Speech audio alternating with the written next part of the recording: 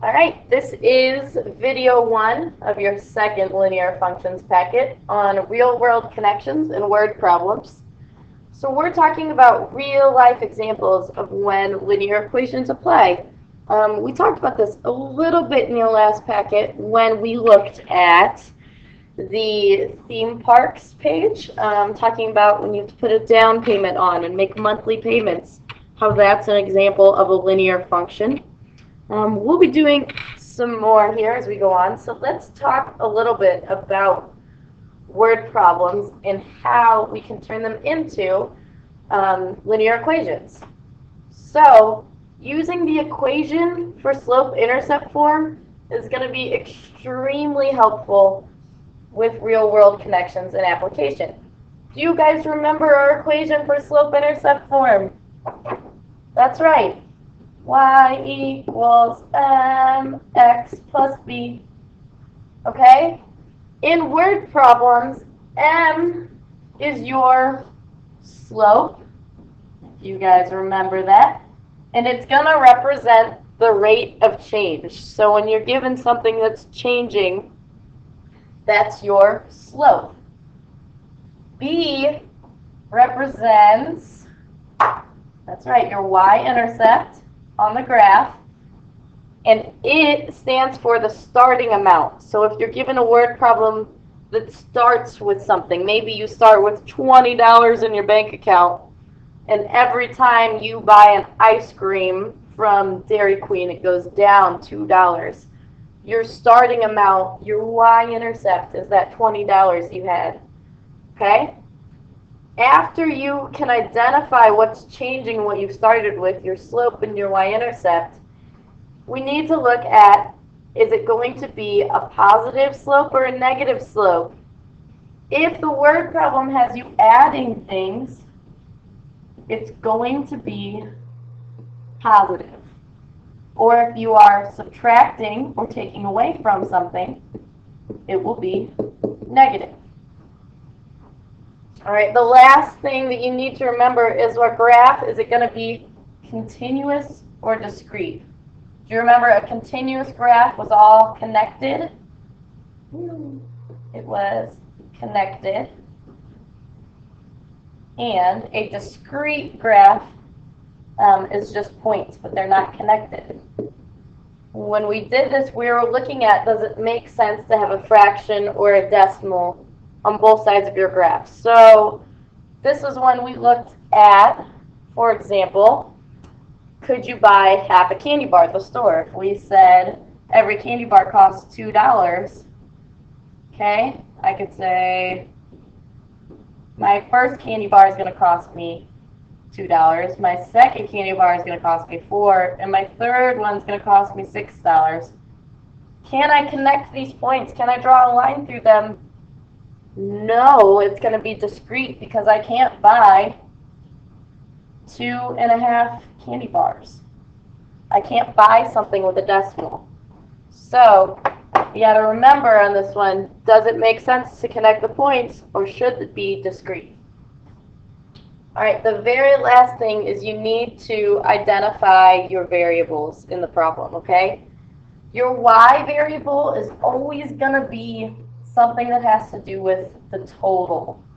Okay, so if it asks you for the total amount of something, because in our equation, y equals mx plus b, does it make sense for this to be the total? Everything else adds up to make your y, okay? So your y variable is always going to be your total, and your x variable is going to go with whatever is changing. Because our slope, or our rate of change, goes with our x. All right, so let's look at a real example to try and help us out. This is example 1 from your book on automobiles. It says, a car dealership has 40 cars in stock. The auto manufacturer will deliver new cars to the dealership by car carrier. Each carrier holds 6 cars. Write a linear function that relates the number of carriers, I'm going to underline that because that's important, to the total number of cars at the dealership. Graph the function that models this relationship. Okay, so let's pull out some important things here. I think it's important that it says there are 40 cars in stock already at the dealership. Then it tells us that a carrier is going to deliver them and that each carrier is going to have 6 cars in it. Okay? So what is my changing amount? When I look at this, the first one says, what's my changing amount? Well, I remember that changing amount is my M or my slope. And this time, I think my changing amount is going to be 6 cars for my one carrier. Okay? Do I have a starting amount? Did it give me something that it already had at the dealership? It did. Up here it said there are 40 cars in stock already. It's in stock. That means I already own it. So my starting amount is my B, and I would say that it is 40 cars. Okay, do I think this is going to be a positive or a negative graph? Well, as each carrier comes, are they bringing me cars or are they taking away cars? Up here it said they're going to deliver them, so I think it's going to be adding, which would make it positive. Now, do I think it's going to be continuous or discrete? That's my next question I'm asking myself. Well, can I get half of a car delivered? No, that doesn't make sense. This would be discrete. Okay, last thing, can I identify my variables? What does my X stand for? What does my Y stand for? Well, the Y is the easy one. Remember we said Y is the total that it's asking me for. Okay, here it says relate the number of carriers to the total number of cars. So Y is going to be my total number of cars at the dealership. And X would stand for the number of carriers, because that's what we're relating.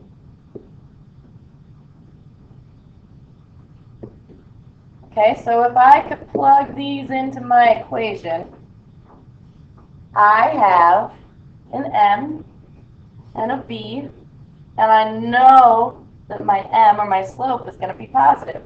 Could I plug them into Y equals MX plus B? Sure, why not? Okay, so I would say that my Y equals my M of 6 X plus, did I have a B? I sure did. It was 40. Okay, so this is saying each carrier, my X, will bring me 6 cars, in addition to the 40 that I already had at my dealership. And for any number of carriers, I could tell the total number of cars that the dealership will have. So can I graph it? All right, I know that we're already starting with 40 cars, so I think that I'm going to make this, my y-axis here is going to be the number of cars at the dealership, number of cars, and my x-axis is going to be the number of carriers that have come.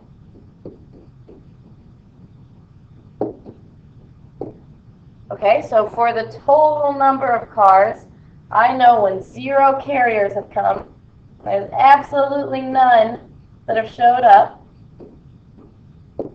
I'm going to have 40 cars at my dealership. So let's make our y-axis go up by intervals of 40, maybe 20, 40, 60, 80. Okay? So when there's 0, I have 40 cars. Well, when 1 carrier comes, right, when my x is 1, I'm going to have 46 cars at my dealership. And we're just guesstimating here. Okay, what if 2 carriers came? When 2 carriers come, I have 2 times 6 is 12, plus my 40 in stock. I have 52 cars at my dealership. Okay? What about, let's go further out. Let's say when 5 carriers came. Okay? 5 times 6 is 30, plus 40 cars at the dealership. I have a total of 70. So all the way up here, I'm going to have a lot more. Do you see how I can graph this equation? All right, let's try another one. Example 2 is the student council car wash. Students in the 9th grade class are having a car wash to raise money for their student council. They will charge each car $5 to be washed, and before the car wash they have $25 in the class fund. How much money will be in the class fund if they wash 10 cars? Okay, so that's a good question. If they wash 10 cars, how much money will they have? What's their total amount of money? So write an equation that represents this and graph it. All right, what did we underline? What did we see that was important? I saw that before the car wash, before anything began, we had $25 in the class fund. Is that my changing amount, my starting amount, or is it going to tell me one of my variables? I think that's my starting amount. My B up here, remember our starting amount is our B, is going to be $25. Okay? What else did they tell us? They said for each car, they're going to charge $5. Is that my changing amount, my X, my Y? I think that one's going to be my changing amount. Each time something comes, so it's going to happen again and again, each is a key word, I'm going to charge them $5, okay? Now let's think about it. If you're charging cars and they're coming, are they going to be paying me? Will it be positive? Or are they going to be, am I going to be paying them? Will I be losing money from my class fund, which would make it negative? I think that this is going to be positive. They're going to be paying me. I'm going to be adding things up. Okay? Also, what do we think? Continuous, discrete. Can we wash half of a car? Can we wash 3/4 of a car? No, it would be a discrete graph. Okay, so if we talk quickly, our variables, our X and our Y, what are they going to represent? Remember, Y was our total, so Y is going to be the total amount of what? Good, money in the class fund. And X goes with what's changing, okay? Because then Y equals mx plus b, the rate of change, the slope is always multiplied by our X. So what does this $5 talk about? It talks about each car. So X is our number of cars. Okay, if we did that, could we plug these numbers into our equation? I could say that Y, the total amount of money, is going to be 5 times every car that comes, 5x, plus $25 that we already have. All right, let's see if we can graph it over here.